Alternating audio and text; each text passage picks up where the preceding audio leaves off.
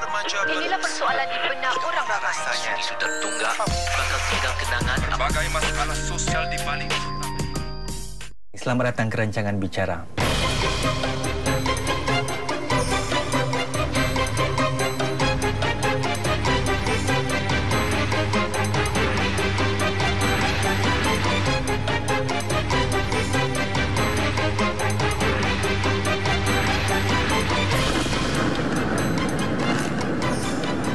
Musim terbaru Bicara malam ini membuka tirai dengan memberi suara kepada situasi di Syria. Suara dari perspektif orang Singapura yang masuk dalam Syria. Suara pasukan bantuan kemanusiaan Singapura yang melihat sendiri kemusnahan dan bencana kemanusiaan yang sedang berlaku di Syria sekarang ini. Beberapa ustaz dari Badan Bantuan Kemanusiaan bernama BAPA, iaitu Badan Agama dan Pelajaran Radin Mas, merupakan antara segelintir, malah mungkin satu-satunya dari Singapura yang dapat masuk ke dalam Syria untuk meninjau keadaan dan menghulurkan bantuan kemanusiaan. Antara mereka termasuklah Ustaz Muhammad Zahid Muhammad Zain yang merupakan Ketua Pasukan Kemanusiaan BAPA. Bagaimanakah keadaan kemanusiaan Syria jika diperhatikan dari dekat? Apakah cabaran-cabarannya dan apakah yang kita kurang tahu tentang masyarakat dan keadaan dalaman di Syria? Semua itu disuarakan Ustaz Muhammad Zahid. Ayo kita dengarkan suara kemanusiaan dari aktivis kemanusiaan Singapura ini. Nama saya Muhammad Zahid bin Muhammad Zain. Saya mengetuai jabatan baru di Badan Agama Radin Mas, iaitu Jabatan Khidmat Kemanusiaan.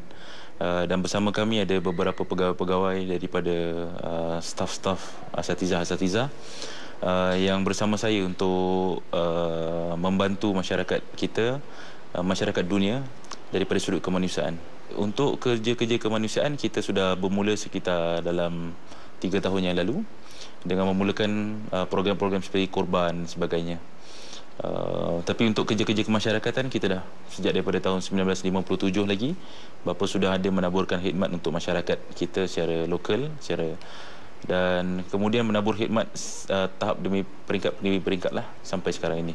Untuk ke Syria dan ke Gaza, bapa bekerjasama dengan Muslim Aid Australia yang diketuai oleh Sheikh Hassan As-Satohi. Dan kami memilih Muslim Aid Australia kerana mereka mempunyai kredibiliti yang sangat tinggi. Saya akui ada risiko yang besar yang telah kami ambil untuk masuk ke dalam sebuah negara yang tidak mempunyai immigration pada ketika itu. Dan pada ketika itu tempat yang kami pergi sudah dikuasai oleh pihak FSA. Tapi persoalannya adalah pada sudut manakah bantuan kami hendak kami lakukan. Adakah kami membiayai perjuangan FSA ataupun kami ini tidak mengikuti perkara-perkara yang sepatutnya.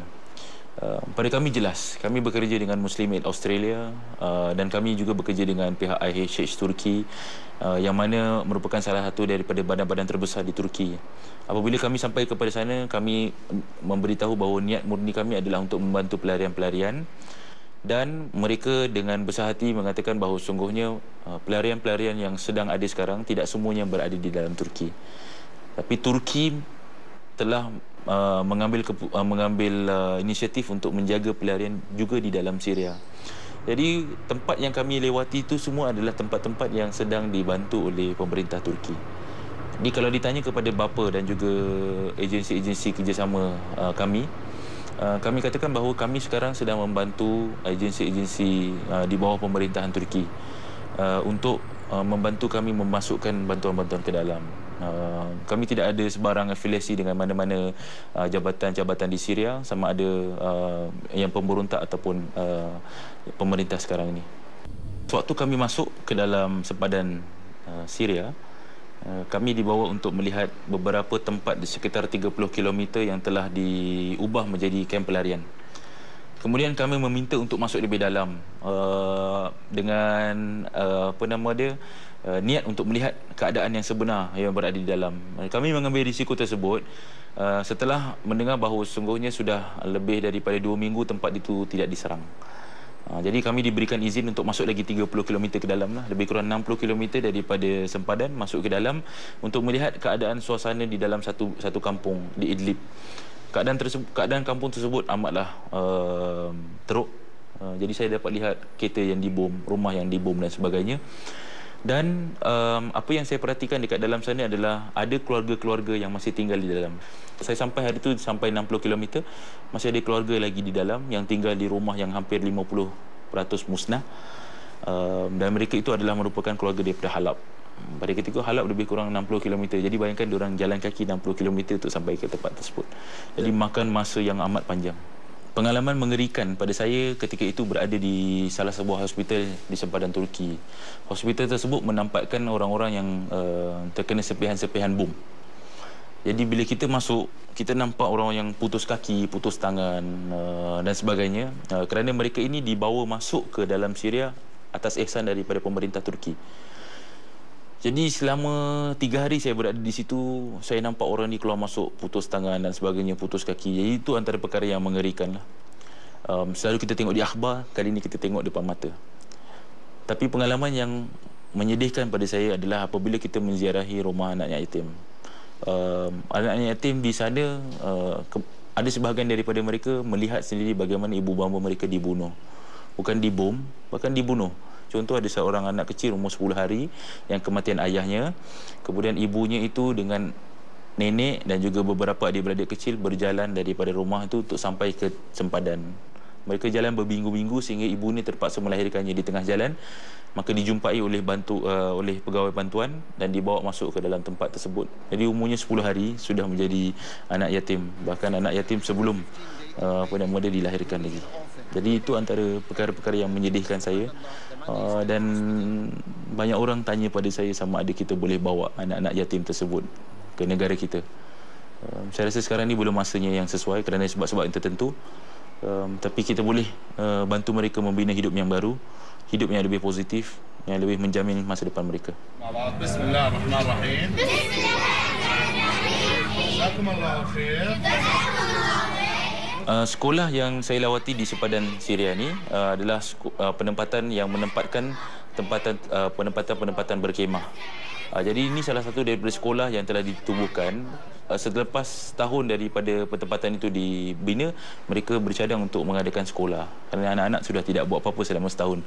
Ada guru-guru yang datang selaku sukarelawan mengajar anak-anak ini sekolah yang biasa. Anak-anak ini datang bersekolah seperti sekolah yang biasa.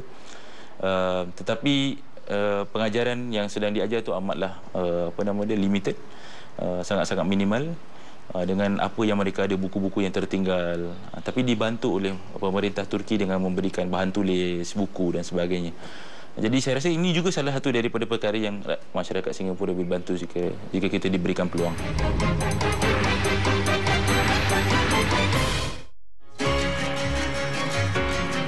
Apa kata jika kita gabungkan bahan-bahan kegemaran anda?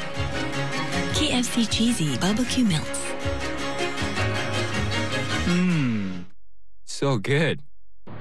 Ayu ikuti Hani Zalika, Alfira Lloyd dan Akmal Nazri mengelilingi Asia dan nikmati pengalaman bercuti yang berbeza. Kalau korang datang flying vegetable restaurant ni, pastikan korang cuba untuk tangkap kangkung. Di atas ni memang satu pengalaman yang sangat luar biasa. Tempat ni sangat happening untuk shopping, jadi jom kita nak tengok apa yang kita boleh dapatkan sini. Jom balik.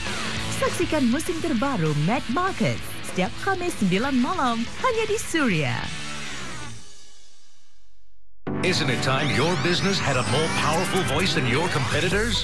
There are millions of people listening to MediaCorp radio stations that are waiting to hear about your business. The MediaCorp Radio Connect program can help you reach these listeners and grow your business at a price any business can afford. Seats are limited and bookings are essential. Register now at www.mediacorp.sg/radioconnect2 or call 3158-6028. The power of radio just got more affordable. DJML, kami komited untuk membawakan anda produk-produk yang terbaik.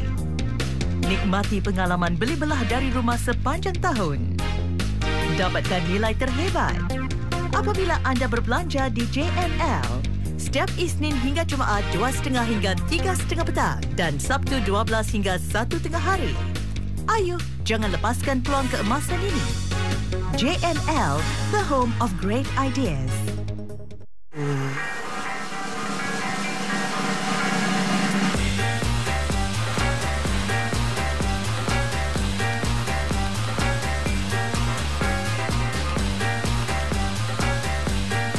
Can I have a latte, please? Double espresso shot. Go. Kopi extra strong. Packet.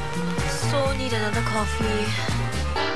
Good morning from 98.7 FM. It's the Wake Up Call. I'm Joaquin Gomez and... Sorry.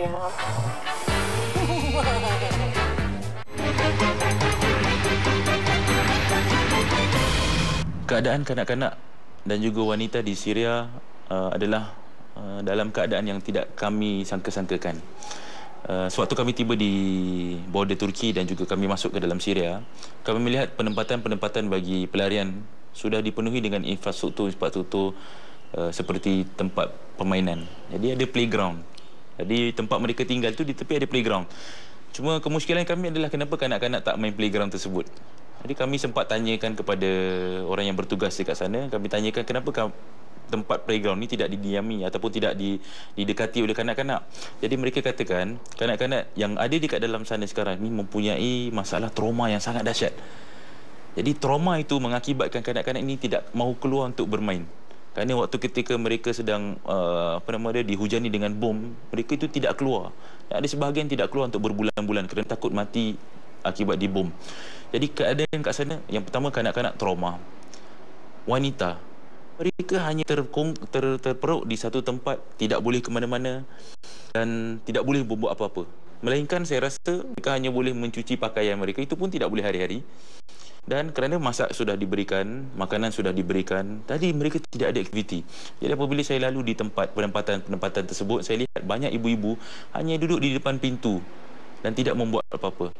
Dan perkara ini adalah perkara yang amat sangat harus diberikan perhatian.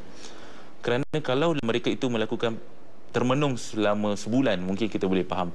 Tapi mereka sudah termenung di pintu itu selama setahun, 2 tahun. Jadi itu memberikan efek yang sangat hebat pada emosi mereka. Tapi kalau ibu sendiri ada masalah emosi, saya rasa anak-anak adalah orang yang paling... Di sana anak-anak lah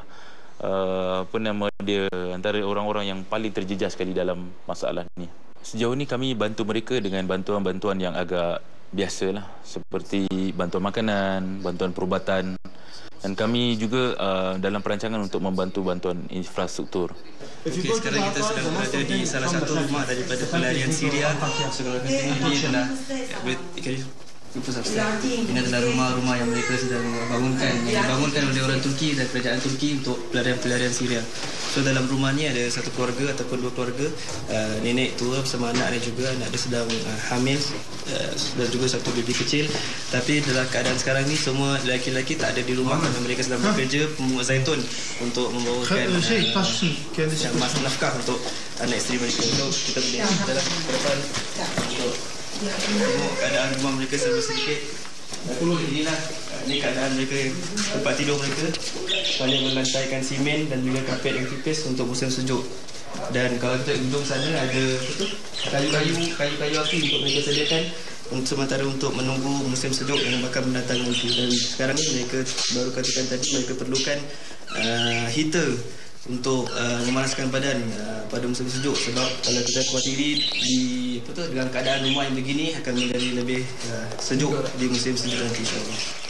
Tapi pada masa yang sama kami sedang berbincang dengan pihak Muslim Aid dan beberapa lagi agensi-agensi kemanusiaan yang membantu teman-teman kita di Syria untuk membawa masuk program-program yang boleh mengubah kembali jati diri mereka dan memberi keyakinan pada kehidupan mereka. Jadi barangkali daripada sudut kami boleh berbincang bagaimana pihak bapa dan pihak agensi-agensi yang lain boleh mendatangkan aktiviti-aktiviti center untuk refugee center yang berada di dalam. Jadi pusat aktiviti ini adalah untuk memastikan bahawa orang perempuan dan juga kanak-kanak boleh duduk di dalam, dibimbing dengan mungkin kaunselor-kaunselor ataupun pakar-pakar motivasi yang boleh memberikan mereka nasihat-nasihat untuk meneruskan kehidupan. Jadi saya rasa daripada bapa, itu adalah salah satu daripada idea-idea kami yang hendak kami lakukan. Satu lagi kesukaran yang kami dapati di sana adalah untuk memastikan bahawa barangan yang kami bawa ini sampai di tempatnya, kemudian kepada orang yang ditujukan. Di Singapura ni banyak orang yang nak memberikan barangan seperti baju, seperti selimut, seperti makanan-makanan. Tapi kami tidak dapat melakukan sedemikian kerana apabila kami sampai di Syria, kami dapati di border Syria dan juga Turki ada lebih daripada puluhan kilometer truk-truk yang sedang menanti untuk masuk ke dalam. Kenapa bantuan itu tidak dapat masuk ke dalam? Adalah kerana pemerintah Turki sekarang sedang menjaga pengagihan barangan-barangan tersebut di dalam negeri Syria supaya dia itu tidak disalahguna. Kenapa saya kata tidak disalahguna? Kerana sekarang ini di dalam Syria, di tempat lepas saja daripada border Turki situ, sempadan Turki, tidak ada government yang menjaga. Jadi apabila barangan itu kalau dibawa dengan tidak ada penjagaannya khas, maka akan diagihkan dengan cara tidak sepatutnya. Risiko-risiko ni adalah barangan yang kita hantar ni barangkali tidak sampai ataupun sampai tapi lewat. Bukan saja kita yang hantar, bahkan beratus-ratus truk sedang menunggu untuk masuk di sempadan Turki sekarang ini. Seperti contoh, kita menghantar makanan ataupun barangan-barangan seperti selimut contoh ya. Kalau selimut itu dihantar daripada Singapura, kemudian sampai di sana dan perlu makan, saya rasa bukan bulan, mungkin akan jadi sampai setahun dua barang-barang itu disimpan. Jadi kita dapati bahawa apabila satu barangan itu disimpan dalam keadaan yang begitu lama, kena musim sejuk, kena musim panas, dah tentu barangan itu akan rosak. Dan saya pasti benda itu akan rosak, lebih-lebih kalau makanan. Sebab itu bapa mengambil keputusan untuk tidak menghantar barang-barang tersebut kerana kita dapati ada masalah-masalah yang terjadi kalau kita hantar barangan ke sana sekarang ini. Masyarakat Syria adalah satu masyarakat yang bukan masyarakat yang dibantu selama ini.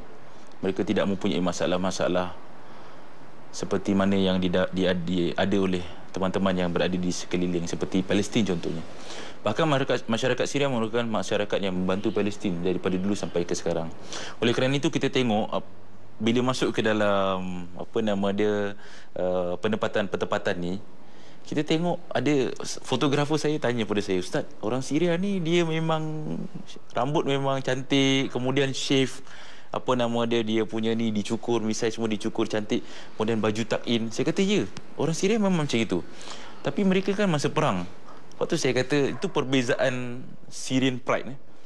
Kerana mereka itu walaupun dalam keadaan yang sangat susah, tapi mereka masih menjaga diri mereka. Saya pernah jumpa dengan seorang, saya tanya mereka, apakah kamu rasa kamu sudah menjadi orang susah? Dia kata, tak, kami masih lagi seperti biasa, cuma rumah kami saja yang tidak ada dan harta kami hilang. Waktu kita tengok orang lelaki rambut dia rambut bergunting, kemudian siap dengan sikat rambut lagi, janggut itu dicukur rapi.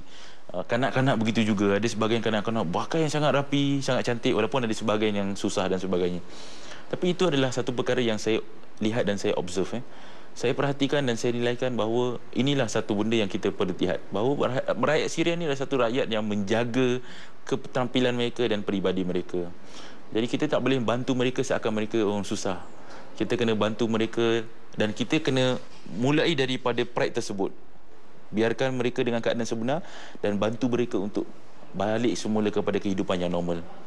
Bukan menganggap mereka sebagai orang-orang yang sudah kehilangan, susah dan sebagainya. Saya rasa itu tak sesuai untuk keadaan yang di Syria sekarang ini. Saya waktu datang ke salah satu daripada pendapatan tu, saya bawa gula-gula bersama saya daripada Singapura dengan harapan bila saya datang ke sana boleh diberikan gula-gula lah. Waktu saya belajar dulu, saya selalu simpan gula-gula kerana memang orang Syria ada satu habit mereka suka bawa gula-gula untuk berikan kepada kanak-kanak. Jadi saya rasa saya bolehlah bawa gula-gula datang, mungkin budak-budak boleh suka dan sebagainya. Jadi saya pun waktu mengagihkan gula-gula, saya pun panggil lah 2-3 orang-orang daripada Syria yang tua-tua ni. Saya kata, tolong aku lah, boleh tolong aku untuk agihkan. Jadi semua tak nak. Jadi semua rasa macam, kau buat lah. Jadi saya, afsal Jadi saya pun agihkan. Mereka pun tengok daripada jauh dan saya perhatikan mereka memandang saya dengan wajah yang tidak begitu gembira, tidak begitu aksesatif. Kira kalau saya buat gula-gula sepatutnya mereka gembira. Saya, kenapa ni? Saya orang lain mungkin tak perasan, tapi sebab saya pernah belajar dekat Syria, saya nampak muka dia, kenapa dia tak suka ni? Lepas tu saya duduk dengan driver saya tanya, kenapa orang tak suka ke aku kasih gula-gula? Jadi dia kata dekat sini dia kata macam ni, Tuan boleh memberikan mereka gula-gula Tapi gula-gula ini hanya boleh membuatkan mereka itu merasa manis untuk beberapa minit. Tapi apakah benda yang boleh mengakibatkan mereka itu menghilangkan kepahitan yang telah mereka alami selama beberapa tahun? Jadi keadaan kesusahan ni sudah membentuk filosofi filosofi kehidupan tinggi bagi orang-orang tua di sana. Bahawa sungguhnya memang benar kamu cuba untuk membahagikan anak-anak kami. Tapi kami apabila kamu pulang, tugas tersebut akan datang pada kami dan kami ini akan mengalami masalah yang terbesar dan masalah itu tidak boleh akan terlerai dengan gula-gula. A brilliant harmony of 7 cheeses, creamy Monterey Jack, sharp Romano, and a delightful blend of Parmesan, cheddar, cream cheese, provolone, and mozzarella, all in one pizza. Cheesy 7 Pockets by Pizza Hut.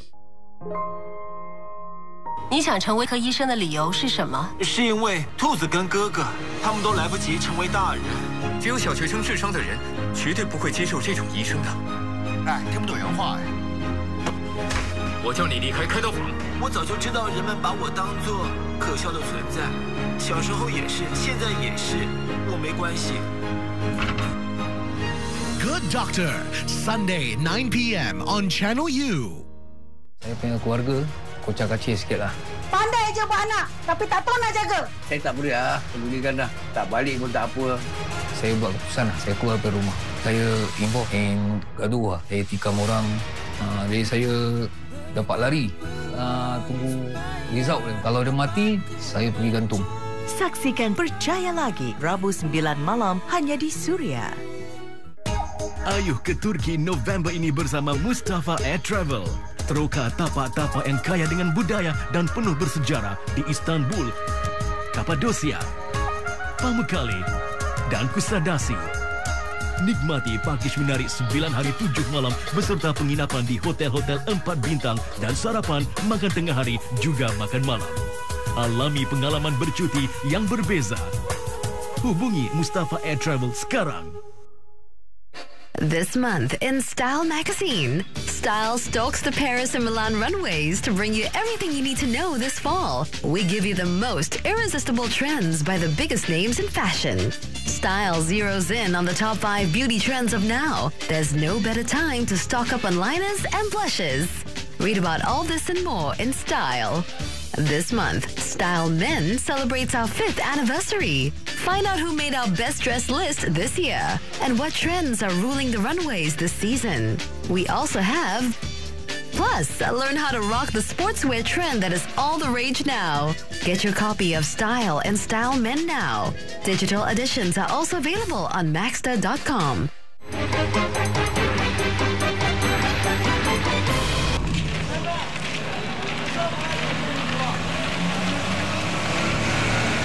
Untuk Gaza, kami sedang menanti clearance. Sama ada kami boleh berangkat untuk menziarah tempat di sana ataupun tidak. Buat masa sekarang, kami belum lagi diberikan clearance untuk pergilah atas dasar keselamatan. Dan kami amat mematuhi perkara tersebut supaya dapat menjadi lebih telus dalam kerja-kerja kami. Kami tidak mahu ada unnecessary attention yang diberikan. Jadi kalau kami dapat pergi, kami akan mungkin ada datang beberapa staf yang akan mengiringi saya untuk pergi ke sana. Kita sudah menghantar beberapa ratus ribu dolar sebab daripada jumlah 628,000 yang kami terima, kami sudah menghantar lebih daripada 400,000 lebih mengikut fasa-fasa yang telah dinasihati oleh teman kerja kami. Jadi fasa-fasa itu digunakan supaya memastikan bahawa duit yang kami cadangkan itu untuk diberikan apa dapat dilakukan dahulu sebelum kita pergi kepada tempat yang lain. Kita sudah beli 2 ambulan. Satu disedekahkan untuk hospital awam. Satu lagi ditempatkan di sebuah hospital wanita dan kanak-kanak supaya dia dapat serve daripada dua belah pihak lah. Dan beberapa katil-katil yang kami hadiahkan ke hospital di Rafah. Dan juga beberapa bantuan-bantuan perubatan yang kami berikan untuk mereka. Dan sekarang ini itu adalah benda-benda yang amat penting. Ustaz Muhammad Zahid, baru-baru ini bapa berjaya mengumpul lebih $628,000 untuk mangsa perang di Gaza. Dan ini dalam masa lebih kurang 1 bulan saja Saya kira ini jumlah yang begitu banyak sekali. Boleh saya katakan bahawa bapa sedang pesat berkembang dan juga sedang mendapat lebih banyak perhatian dan sokongan dalam hal ini. Soalan saya adalah, adakah bapa bagi jangka panjang mahu menjadi sebuah pertubuhan kemanusiaan penuh seperti Mercy Relief atau seperti Muslim Aid Australia atau sebagainya?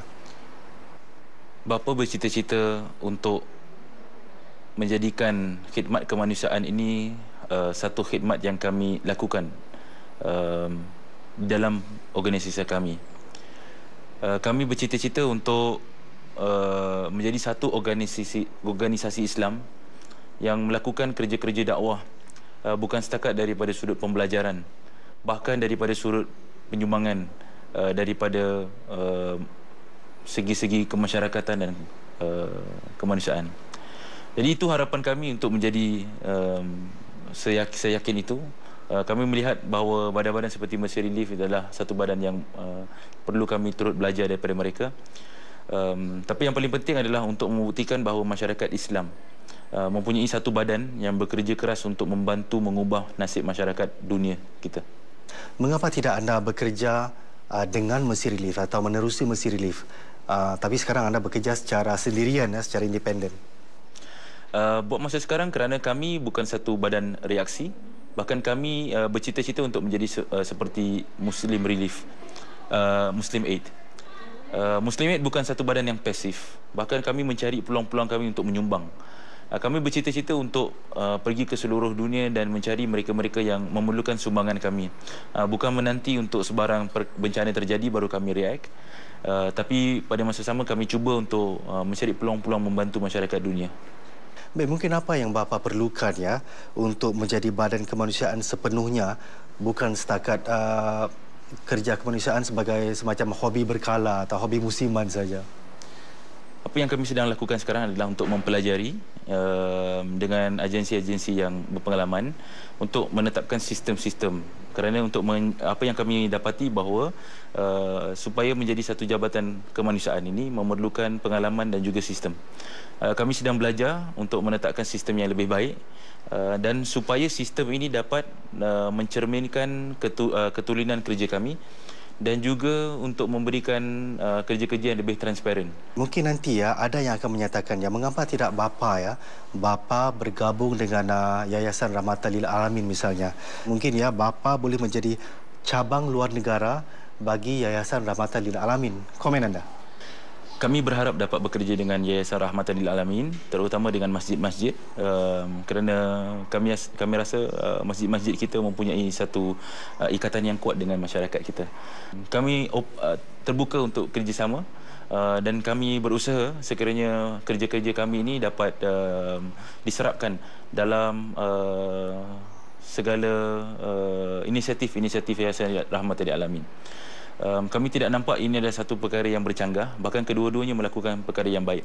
Mengapa tidak banyak lagi agensi-agensi yang melakukan kebaikan? Baik, akhir sekali Ustaz kongsi dengan kami apa sebenarnya wawasan jangka panjang bapa dalam kerja-kerja kemanusiaan? Baik, kami ingin selari dengan badan-badan antarabangsa. Kami ingin mewakili Singapura.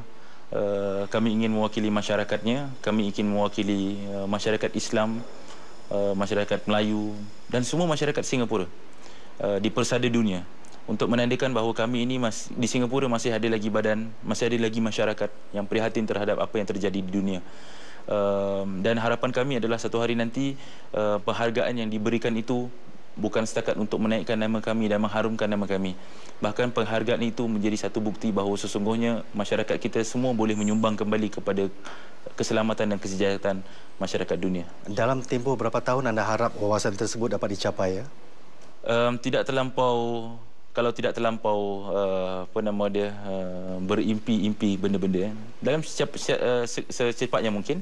Kami harapkan kalaulah sekiranya benda itu boleh terjadi dalam masa 5 hingga 7 tahun yang akan datang. Pada masa sama kami akan mature daripada kerja-kerja kemasyarakatan kami dan kami dapat belajar benda-benda yang sepatutnya. Dan pada masa yang sama kita dapat meletakkan nama persada masyarakat Islam Singapura kita di mata agensi-agensi kebangsaan dunia yang sudah ada sekarang ini. Ustaz Muhammad Zahid, terima kasih kerana sudi berbicara dengan kita untuk kali ini. Terima kasih.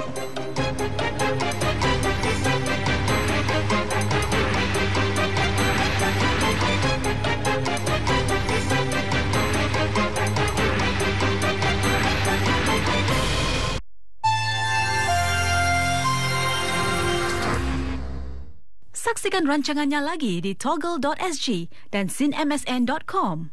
Iori dan Inky bergaduh pula.